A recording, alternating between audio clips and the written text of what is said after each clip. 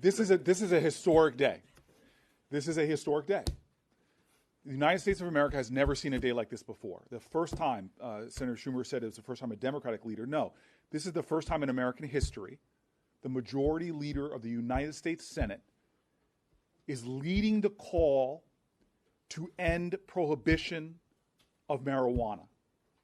And joining him is the chairperson of arguably one of, if not the most powerful committees in the United States Senate.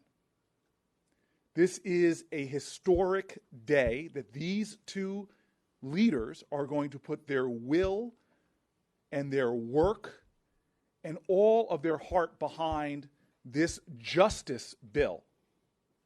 It has been a long journey to this moment. In my very first months in the Senate, in the basement, I had a press conference with families of children who had something called Gervais syndrome, which is seizures. The brave young girl sitting in a wheelchair had over, at times, 100 a day.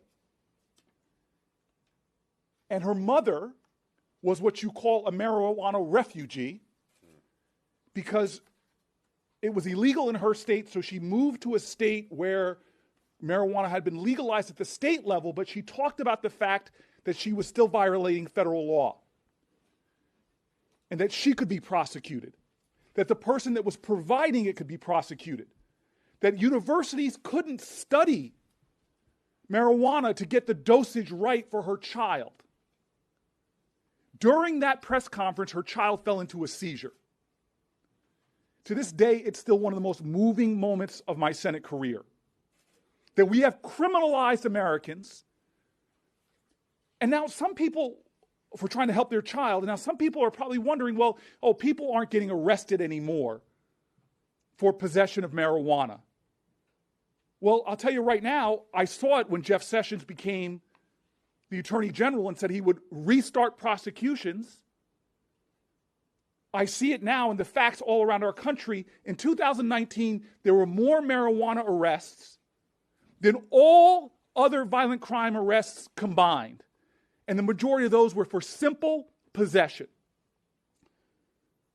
This is a grievous reality. Lives are being destroyed every single day. And the hypocrisy of this is that right here in the Capitol, now people running for Congress, people running for Senate, people running for President of the United States readily admit that they've used marijuana. But we have children in this country, people all over this nation, our veterans, black and brown people, low-income people, now bearing the stain of having a criminal conviction for doing things that half of the last 4 presidents admitted to doing. We are in the midst of a grievous moment of injustice, and it is deep at the core of who we say we are, equal justice under law. And so we have waited too long. We've seen the disaster of prohibition once before in this nation. This is hurting every American, and I end with this fact.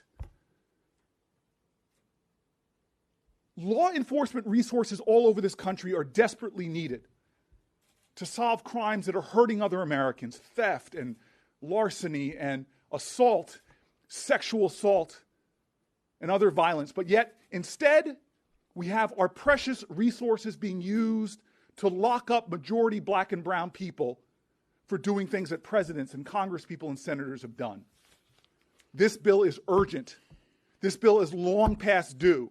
And I am proud that today we are making history by having the two champions on either side of me leading this fight to finally end the war on drugs, which, as Senator Schumer said, has been a war on people, to end prohibition once and for all for marijuana. Thank you.